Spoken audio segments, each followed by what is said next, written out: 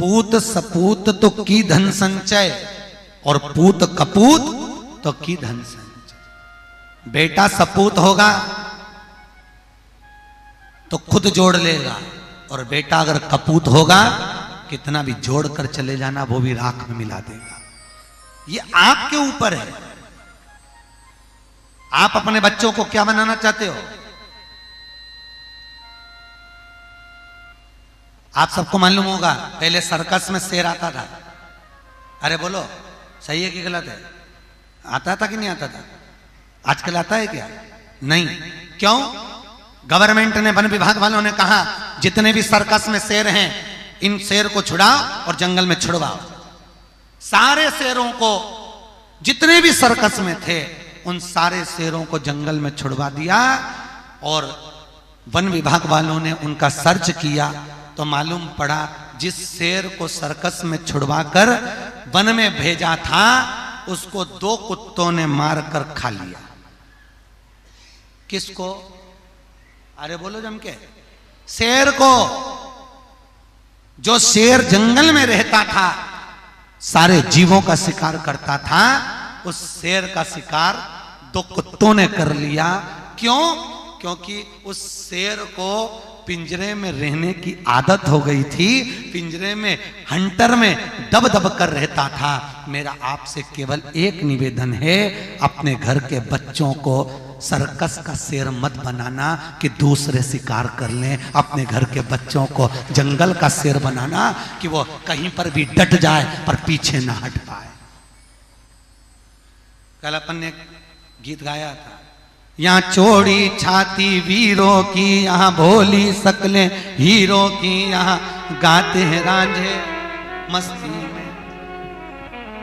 अपने बच्चों को ऐसा मत बनाओ कि बाप की जायदाद पे मेरे पापा के पास बहुत है, मेरे पास बहुत है, मेरे पास गाड़ी है, बंगला है। बच्चों से कह देना ये तुम्हारा नहीं है।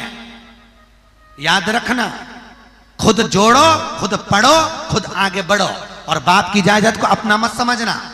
नहीं तो कभी भी सियोर चली गई तो गौशाला में सब देके आ जाऊंगी, बोल देना। तुम्हारा नहीं है और हमारे भरोसे पर जीना नहीं है। अपने घर के बच्चों को पिंजरे का शेर नहीं बनाना कि उनको बता दिया हमारे पास इतना है, गाड़ी है, बंगला है, प्लाट है, जमीन है, बहुत है, अरे बहुत है, हमारी जिंदगी तो निकल जाएगी। बच्चों ने सोच लिया। आज के लड़के यही सोचते हैं, इसलिए तो बाप के पास में इतना छोटा सा मोबाइल होता है और घर के छोटे छोटे बच्चे के पास व्हाट्सएप चलाने वाला मोबाइल होता है।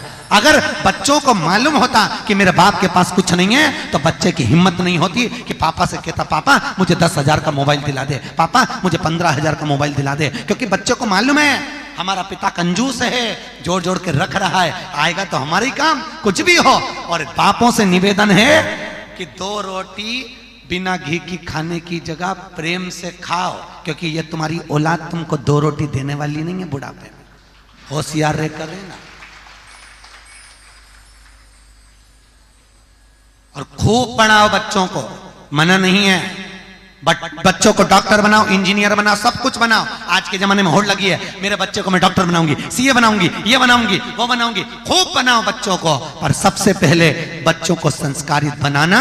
क्योंकि हमने कई घरों के बच्चों को देखा कि डॉक्टर बनने के बाद भी घर में मां तड़प तड़प के मरती है और घर का बेटा अपना कमरा छोड़कर नहीं आता है। बच्चों को देखा, संस्कार नहीं है ना। डॉक्टर तो बनाया, इंजीनियर तो बनाया, तुमने बच्चों को सीए तो बनाया, सब कुछ बनाया, और एक होड़ मेरा बच्चा पढ़ जाए, लिख जाए। और बच्चा फिर तो वो सुरेंद्र शर्मा क्या गलत किया? वो कभी सुरेंद्र शर्मा राजस्थान का, हरियाणा का, उसका इंटरव्यू लिया गया तो उससे पूछा तुम्हारे बच्चे कितने हैं? तो कहले 1 लड़का। क्या पढ़ा? तो कि एक बार 11वीं क्लास में 98% लेकर आया। फिर सुरेंद्र शर्मा बोले मैंने जूता उठा के धो दिया। अरे तो 98% लाया तो जूता क्यों मारा? तो क्या 98 क्यों लाया? अगली बार मेरा बच्चा 12th में 55% लाया, मैंने पूरे मोहल्ले में मिठाई बंटवाई। वो पूछा क्यों? कहने लगे मेरा बेटा अगर 98% लाता रहता, खूब आगे बढ़ता रहता, तो एक दिन मुझे छोड़कर मुंबई या पूना या बेंगलोर सर्विस करने भाग जाता। औलाद मैंने अपने लिए पैदा करी कि दूसरे के लिए पैदा करी? अब 55% लाता रहेगा तो मेरा घर छोड़कर कहीं नहीं जाएगा। तो सेवा तो मेरे, औलाद तो मैंने अपने लिए पैदा करी कि दूसरे के लिए पैदा करी? होड़ लगाकर मेरा बच्चा खूब पढ़े, आगे बढ़े, बढ़ाओ, खूब पढ़ाओ, खूब बढ़ाओ, पर उसके साथ में बच्चों को संस्कारित बनाओ।